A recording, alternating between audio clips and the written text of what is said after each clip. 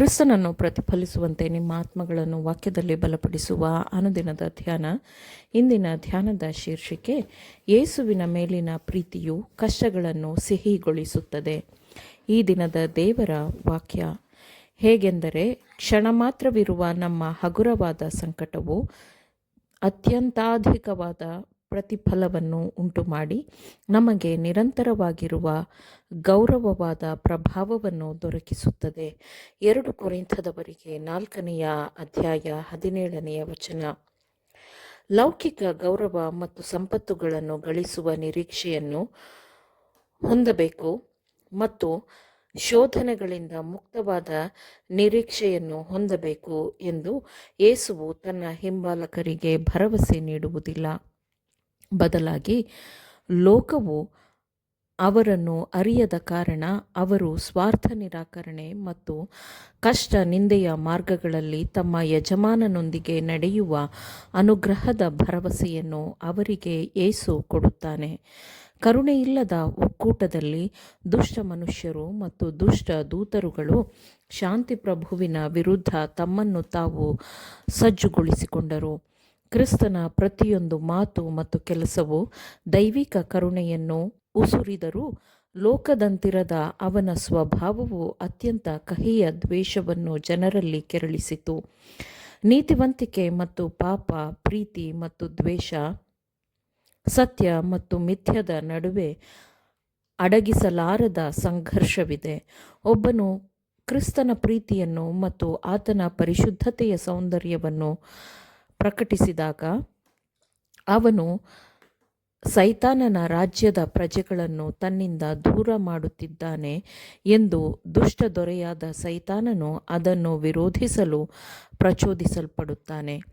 ಒಬ್ಬನು ದೇವರೊಂದಿಗೆ ಸಾಮರಸ್ಯವನ್ನು ಹೊಂದಲು ಬಯಸಿದರೆ ಶಿಲುಬೆಯ ವಿರುದ್ಧದ ಅಪರಾಧಗಳು ಇನ್ನೂ ನಿಂತಿಲ್ಲ ಎಂದು ಅವನು ಕಂಡುಕೊಳ್ಳುತ್ತಾನೆ.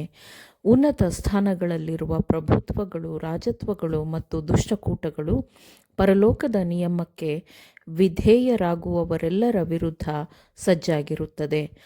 ಆದುದರಿಂದ ದುಃಖವನ್ನುಂಟು ಮಾಡುವ ವಿಷಯವನ್ನು ಪರಿಗಣಿಸಿದಾಗ ಕ್ರಿಸ್ತನ ಶಿಷ್ಯರಿಗೆ ಹಿಂಸೆಯು ಸಂತೋಷವನ್ನುಂಟು ಮಾಡಬೇಕು, ಏಕೆಂದರೆ ಅವರು ತಮ್ಮ ಗುರುವಿನ ಹೆಜ್ಜೆಗಳನ್ನು ಹಿಂಬಾಲಿಸುತ್ತಿದ್ದಾರೆ ಎಂಬುದಕ್ಕೆ ಇದು ಪುರಾವೆಯಾಗಿದೆ. ಶೋಧನೆ, ಕಷ್ಟಗಳಿಂದ ಮುಕ್ತಿ ಕೊಡುವುದಾಗಿ ಕರ್ತನು ತನ್ನ ಜನರಿಗೆ ವಾಗ್ದಾನ ಮಾಡಿಲ್ಲ, ಆದರೆ ಅವನು ಅದಕ್ಕಿಂತ ಉತ್ತಮವಾದದ್ದನ್ನು ವಾಗ್ದಾನ ಮಾಡಿದ್ದಾನೆ. ನೀವು ಇರುವವರೆಗೂ ನಿಮಗೆ ಬಲವೂ ಇರುವುದು ಎಂದು ವಾಕ್ಯವು ಹೇಳುತ್ತದೆ. ಆತನ ನಿಮಿತ್ತ ನೀವು ಉರಿಯುವ ಕುಲುಮೆಯಲ್ಲಿ ಹಾಕಲ್ಪಡಬೇಕು ಎಂದು ನಿಮ್ಮನ್ನು ಕರೆಯಲ್ಪಟ್ಟಿದ್ದರೆ, ಬಾಬಿಲೋನಿನಲ್ಲಿ 3 ನಂಬಿಗಸ್ತ ಯುವಕರೊಂದಿಗೆ ದೇವರು ಇದ್ದಂತೆ ಯೇಸು ನಿಮ್ಮ ಪಕ್ಕದಲ್ಲಿಯೇ ಇರುತ್ತಾನೆ. ತಮ್ಮ ವಿಮೋಚಕನನ್ನು ಪ್ರೀತಿಸುವವರು ಅವನೊಂದಿಗೆ ಅವಮಾನ ಮತ್ತು ನಿಂದೆಯನ್ನು ಹಂಚಿಕೊಳ್ಳುವ ಪ್ರತಿಯೊಂದು ಅವಕಾಶದಲ್ಲಿಯೂ ಸಂತೋಷಿಸುತ್ತಾರೆ.